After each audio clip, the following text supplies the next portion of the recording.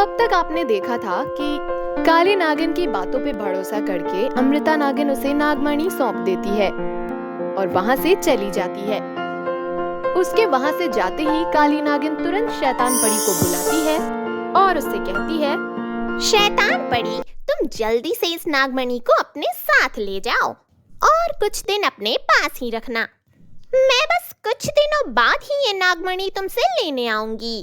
तब तुम मुझे वापस कर देना, क्योंकि अमृता नागिन नागमणि मुझे सौंप कर गई है, तो मेरे घर की तलाशी तो जरूर ली जाएगी।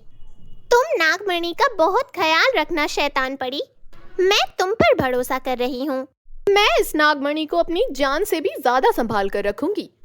इसके बाद काली नागिन शैतान परी को नागमणि दे देती है और शैतान परी नागमणि लेकर परीलोक चली जाती है।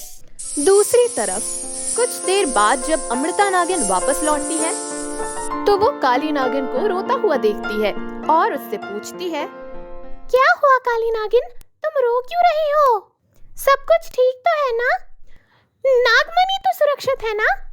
मुझे माफ कर दो अमृता नागिन, मैं नागमणि नहीं बचा पाई। सिर्फ थोड़ी देर के लिए मेरी आंख लगी थी और जब मेरी आंख खुली तो मैंने देखा नागमणि गायब है। मुझे जरा सा भी अंदाजा नहीं है अमृता नागिन कि नागमणि किसने चुराई।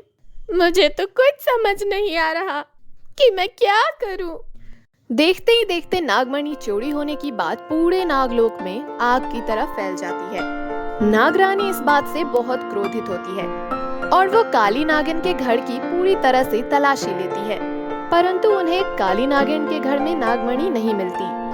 पूरा नागलोक परेशान हो जाता है।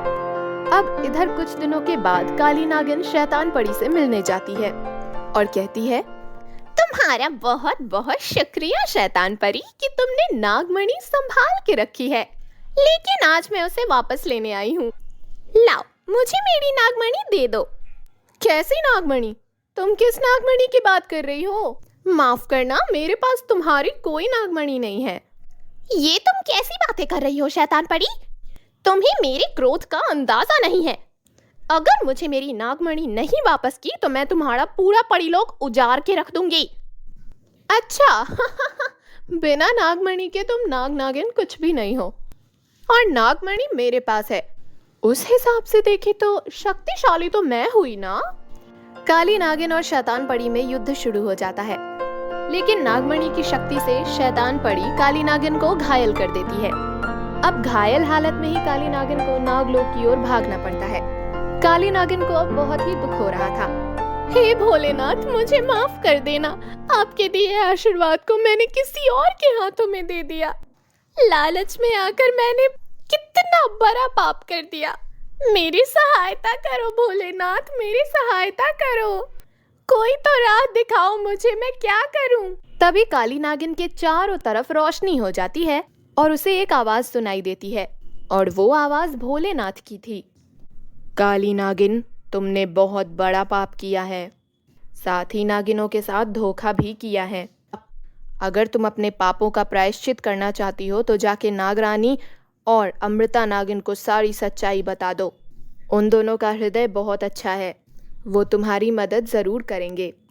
ऐसा कहकर भोलेनाथ की आवाज गायब हो जाती है और वो रोशनी भी गायब हो जाती है। आपका धन्यवाद भोलेनाथ, आपने मुझे राह दिखाई।